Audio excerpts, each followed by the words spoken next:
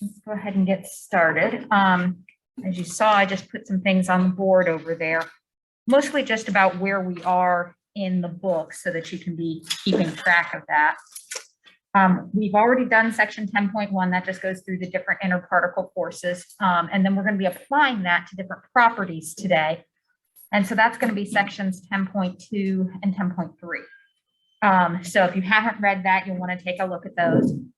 And then for Monday, we'll be looking at sections 10.4 and 10.5. 10.6 goes a little bit more into crystal structure, and we're not going to be dealing a whole lot with that. We could spend a lot of time on that. That's my area of specialization, and I won't shut up about it.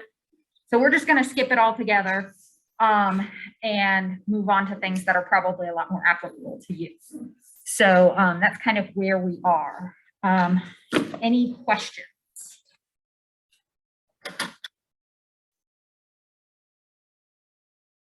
All right. So we've looked at most of this, different kinds of intermolecular forces, and then I gave you a flow chart to figure out which intermolecular force is which. So if you don't have this completely filled out, you might want to do that.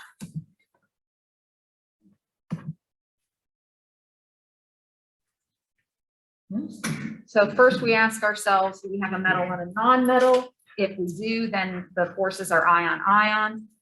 If we don't, then we have to ask a different question. We want to know, are there polar bonds?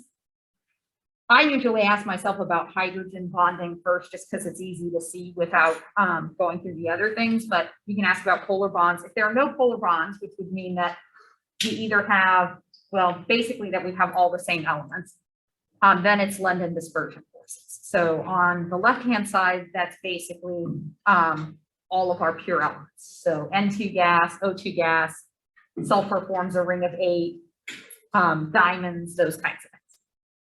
And then if there are polar bonds, that's when we want to specify, okay, are some of those bonds are hydrogen bonding? What 3 elements are we looking for hydrogen bonding?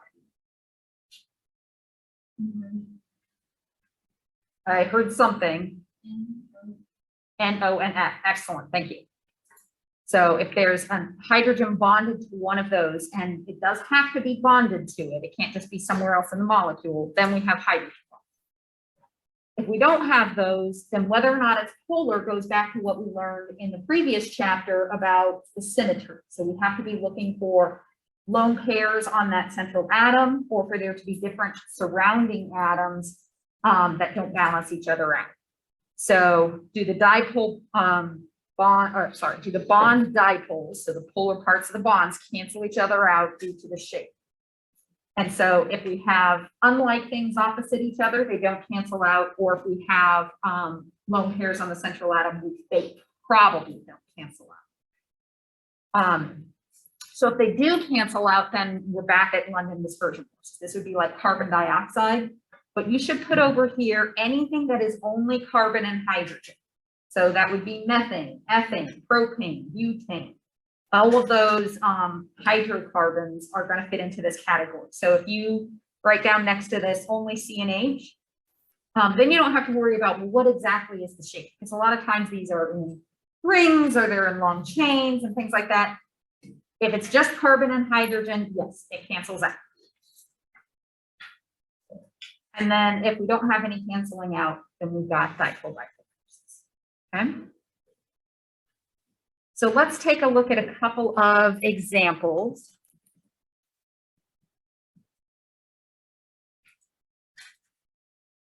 So if we look at chlorine gas, you follow through that chart, where do we end up with? What is the most important intermolecular force for chlorine gas? London dispersion forces. All right. And it doesn't have a metal and a non-metal, but it only has one element in it, and that's how we end up there. Okay, what about ammonia? This is a formula you should know. NH3 is ammonia. Okay, so what do we know about this one? What's the important hydrogen, or what's the most important force in this one? Hydrogen bonding. I sort of gave it away there. Now, does this one have London dispersion forces? Yes, everything has London dispersion forces. Is it polar? Yeah, because there's a lone pair on that nitrogen. But the most important or the strongest is the hydrogen bond. All right, potassium iodide. That one's ion-ion. So remember, even if we don't think of potassium as specifically being a metal, because we don't have, you know, like a metal bar of potassium, potassium is on the left side of the periodic table. And that's where we're looking for all of our metals. All right, and then CH3F, we did this one on Wednesday, and I think you guys did fine with it. What do you think on this one?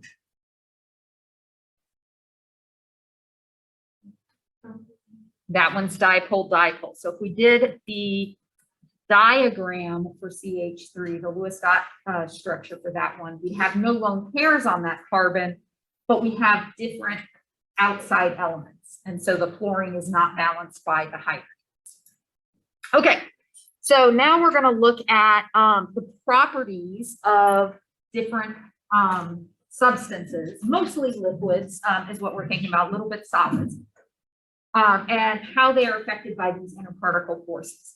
So we're briefly going to touch on solubility with the concept of like dissolves like.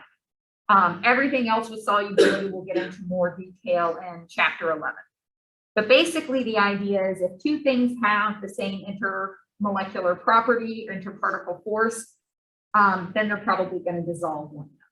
So if I have nonpolar things, they will dissolve. This is why oil will dissolve in oil. But oil doesn't dissolve water.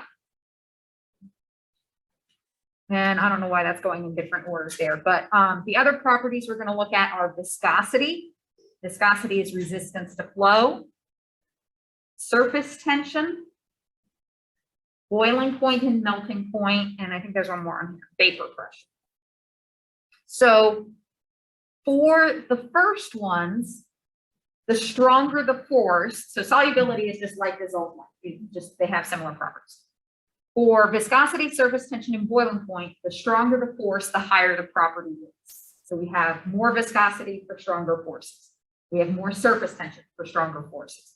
We have higher boiling points for stronger forces. We have higher melting points for stronger forces.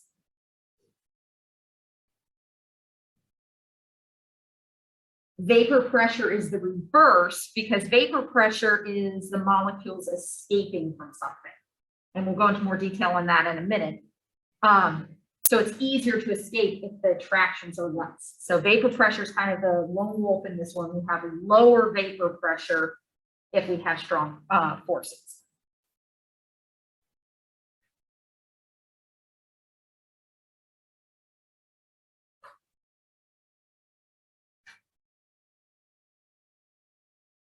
All right, anybody still need this slide? Okay, so I talked about this just a little bit. Polar solvents like water will be attracted to polar solutes. Now, water will dissolve things with hydrogen bonding best, but it's also going to dissolve things that are just polar and don't have hydrogen bonding. So water is sometimes called the universal solvent because hydrogen bonding is such a strong force that it can dissolve a lot of things. It can dissolve ions. It can also dissolve polar things. The only thing water doesn't handle well is non-polar things. So with water molecules, it's really easy to understand why they dissolve one another. If I've got two things that are polar, even if they're not the same molecule, they're going to be attracted to each other. Okay. Why are non-polar things attracted to each other? Why do they mix together? So just like within a substance, they're attracted by those London dispersion forces. That's going to be true if I mix them together. And they're going to stay mixed because of a property called entropy, which is random. And we'll talk more about entropy later. But the basic idea is that it's a lot easier to have things go randomly around than it is for them to organize. So if I mix two nonpolar things together, they're not going to spontaneously separate themselves out again because that would be less random.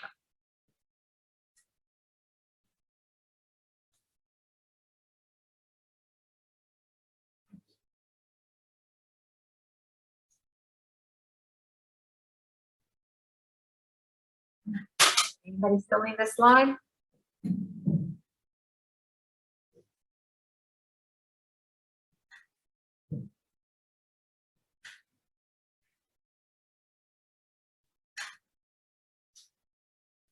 Okay. So the next thing we're going to talk about is viscosity.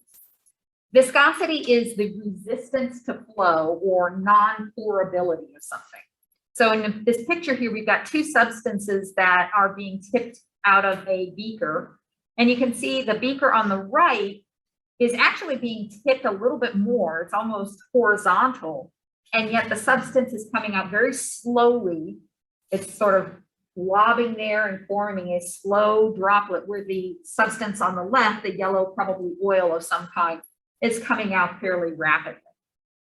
And so I think the substance on the right is corn syrup, which is kind of like honey. It's just a mixture of a very small amount of water with a whole lot of sugar.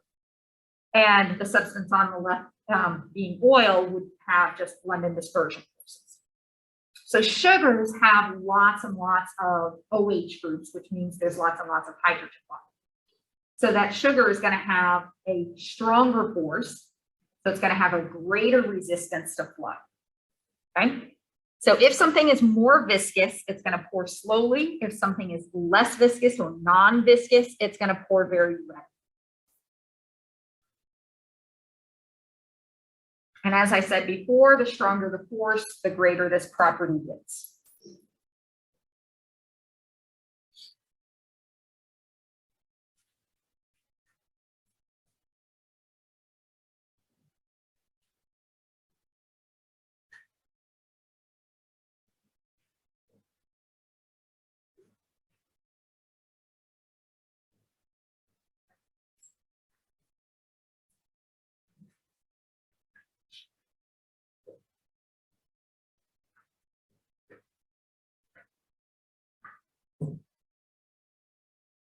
All right, we good here? Okay. So the next thing that we need to talk about is why this might happen. And there are two sort of forces that are at work for viscosity and some of the other things we're going to talk about. And these are in your vocabulary that you look at. And I've noticed a couple of things on the vocabulary. Some of you are just writing down the first few words of a definition and not giving the complete definition, and that's not helpful to you. And if you're cutting and pasting, that's also not real helpful to you. The purpose of the assignment is for you to familiarize yourself with the words. So I strongly encourage you to either handwrite it or type it out, but definitely use this as a reference to go back and study. So cohesive forces, you have a more technical definition in your book, but basically the idea is the material is attracted to itself. And when we talk about interparticle forces, that's really what's going on there. It's something that is cohesive. So something that is cohesive, if I have it just floating in outer space and there's nothing else around, there's no gravity causing it to, spread out or anything like that, it will form a ball. So you've probably seen videos of astronauts that maybe will put some water in the air or form a ball and they'll gulp it up just floating out there. So things will form a sphere whenever we have no other forces that are attracting it elsewhere. Okay, so that's the cohesion. It's attracted to itself, and it's going to make the tightest possible assemblage. It's going to have all those molecules close to itself. And so if we look at the bottom picture here, it kind of looks like a snowflake or a hexagon, but those are arrows showing that the molecule in the middle of that is attracted to all of the other molecules around. Okay. And then we also have adhesive forces. The adhesive forces are where the molecule is attracted to the thing outside of it. And so it might be because solubility, like dissolves like. So maybe the spider web has some hydrogen bonding on it, or it has some polar things on it that allows it to attract it. So adhesive is sticking, cohesive is balling up. Cohesive is within itself, adhesive is between one thing and the next. All right, the other thing to pay attention to is going to be the next property that we're going to look at, and this is surface tension. So notice that the molecule on the bottom that they're highlighting is attracted in every direction to other water molecules. But on the top, we have a water molecule that only has arrows pointing to the side and down. And that's because there's not a water molecule above it to be attracted to. And so what happens is each molecule has a certain amount of attraction due to its dipole, depending how strong that dipole is.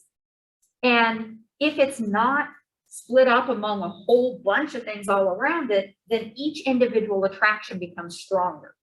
So there's a stronger attraction between the molecule at the surface and the ones around it than the molecule in the bulk or in the middle of the substance, just because it has, the one at the surface has fewer things to attract to.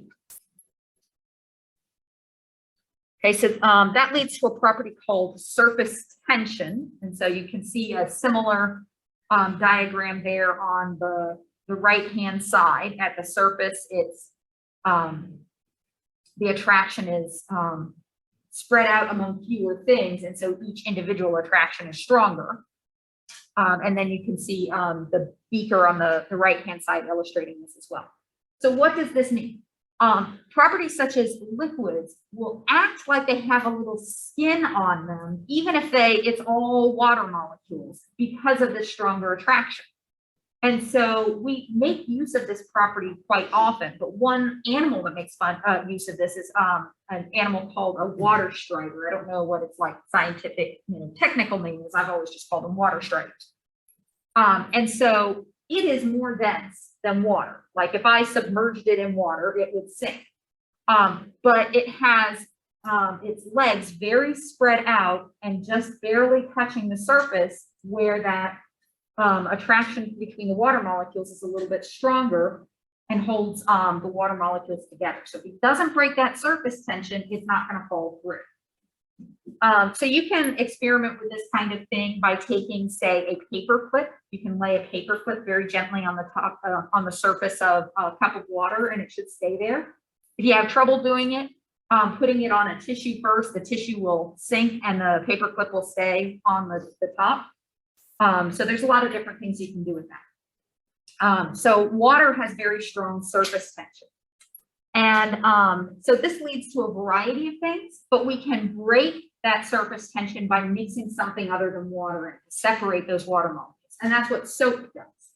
So soap separates out the water molecules and breaks the surface tension. Okay, so some definitions here. Surface tension. The molecules at the surface of a liquid are more attracted to each other than those in the bulk. They form, and it's not really a skin, it's still water molecules, but it's like a skin. And the reason I have pennies there is that another thing that you can do is if you take a penny, you can take any coin, but I always use pennies because they're cheap, and put drops of water on it. And you might think you could get 5, 10 drops of water on there.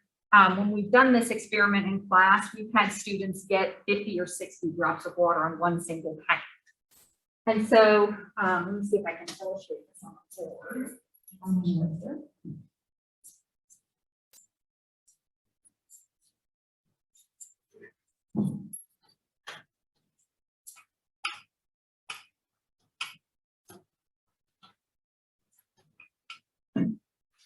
If I'm looking at the penny from the side, like this, the water has a greater volume on top of the penny than the penny has itself, because there is such a strong surface tension.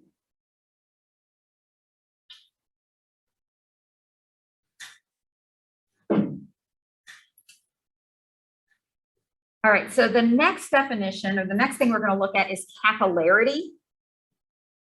Capillarity has more to do with adhesion. This has to do with the molecules being attracted to the walls of a container. And so when you look at a burette or you look at a graduated cylinder, is the water perfectly flat at the top? No, it forms that meniscus, that bowl. And the reason it does that is that the water is attracted to the oxygens in the glass. Glass is made of silicon dioxide, and so the water is attracted to those partially negative oxygens. And so they start to crawl up the sides of the container, but they can't get very far. Okay. Capillarity allows that to go to a further extent. And it happens because the tube, whatever it's in, is very narrow. So we're going to look at a couple of examples of this.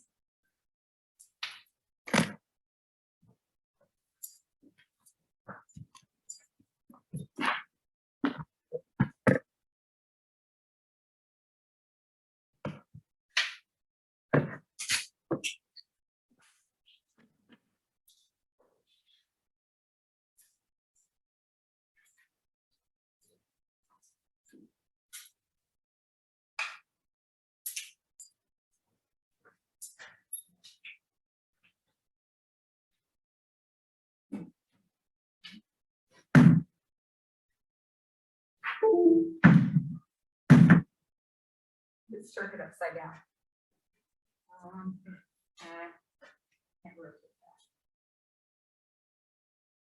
All right. Well, the world is going to be upside down for this. Sorry.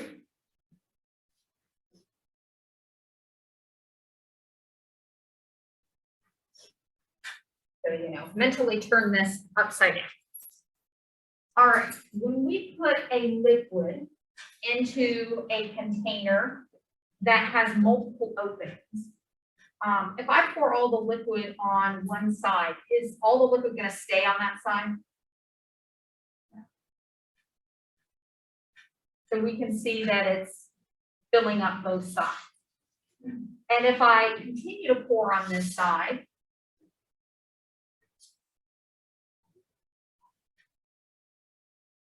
I don't really pour, I don't really have an increase in volume on one side, but not on the other, right? So the water is distributing itself into both tubes so that they're level with one another, right? So it's going to keep that as level as possible. Now I can also, let me see if I can.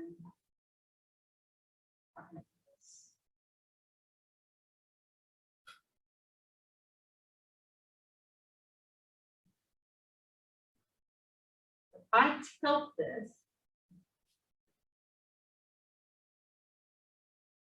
I do have more in one tube than the other, but the water is going to maintain the same distance from the ground, right? It's going to try and stay low. Okay, so now what we're going to do is we're going to look at capillarity, which means we're going to need narrower tubes.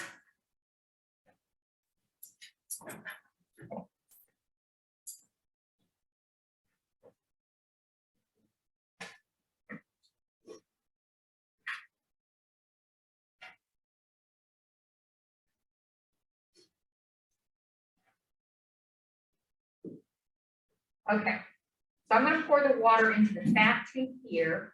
Then the one closest to it is narrowest. This is medium, and this one's the biggest, other than the very fat tube.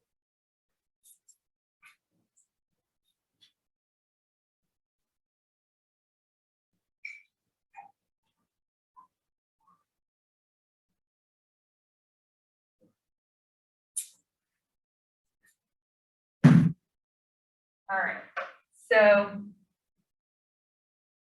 we can, come on, back to life. There. Okay. So what I would like is for Jackson, how about you come up here and point to where the top of the water is. It's so pale, it's kind of hard to see. And the very narrow.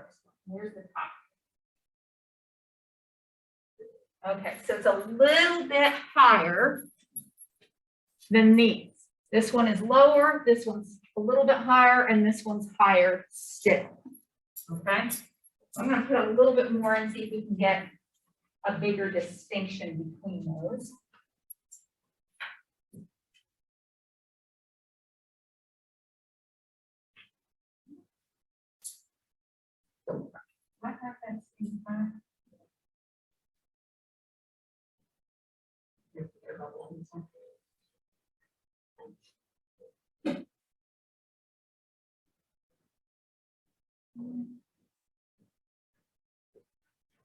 Yeah, there's something stuck in that one, so it's not moving. All right, well, ignore the very narrowest one.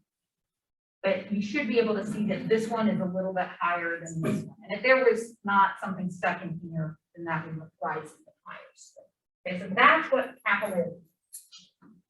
So if you've ever donated blood or had a blood test where they prick you and they pull the blood into a little tube, that's how this is working. The blood is attracted to the glass on the inside and it pulls up through it. This is also how towels work. The little fibers in the towels are attracted to the water, and so the water sort of crawls along the surface of the towel and away from your body and makes you dry and other things less so. All right.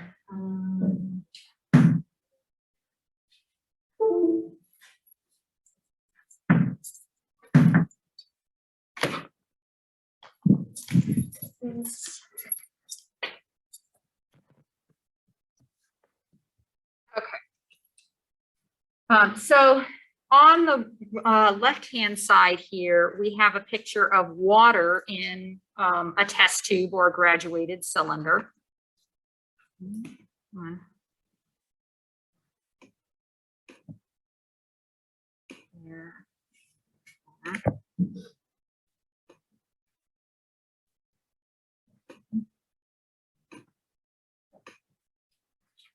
On the right-hand side, we have mercury in a tube. Now, mercury is very cohesive. It's very strongly attracted to itself, but it's not polar, so it's not attracted to the oxygen. So if you've been able to look at our barometer, it has mercury in there, and its meniscus is actually curved in the opposite direction because it is not adhesive to the glass tube. All right, boiling points and melting points. So when we have stronger molecular forces, boiling points are going to be higher. And this is true of melting points too. But the graph is just illustrating the boiling points. So if you look at the top, that dotted line is showing the boiling point of each of those materials. So diethyl ether is nonpolar. So if its dominant force is what? It's nonpolar. Dispersion forces, right? And if we look at ethanol, ethanol has hydrogen bonding because it has an OH, and water has hydrogen bonding. So they're much higher than the diethyl ether. However, ethanol is a little less polar than water, okay? So water is both strongly polar and has strong hydrogen bonding. Ethanol has hydrogen bonding, but is slightly less polar. And so its boiling point is a little bit less.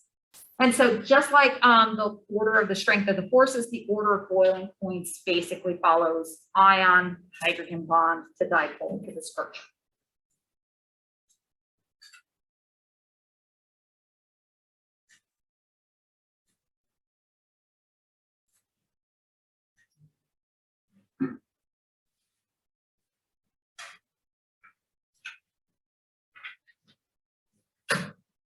All right, so I don't want to get too far off on time, but I want to talk about vapor pressure. So looking at this same graph, vapor pressure is how readily things evaporate.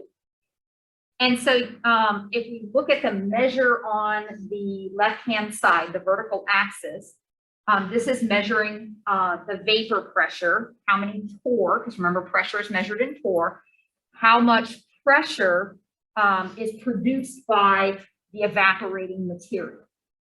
And so for diethyl ether, at any temperature, it's a lot more. So near zero, diethyl ether is right at 200, whereas ethanol and water basically have no vapor pressure. So what happens is when the vapor pressure is equal to the atmospheric pressure, and what's normal atmospheric pressure? It's 1 atmosphere or 760 torr. So if we look at that dotted line at the top, it's pointing to 760. If we have the vapor pressure equal to 760 or normal atmospheric pressure, that's the boiling point. Okay, so the reason that things boil more readily when they have weaker forces is because the vapor pressure is higher with weaker forces. So vapor pressure increases with the number of collisions and with the temperature. So that's why these graphs go up as the temperature increases. And weaker forces are going to escape more easily and therefore have a higher vapor pressure. All right. So while you guys are working on writing that down, I'm going to work on handing back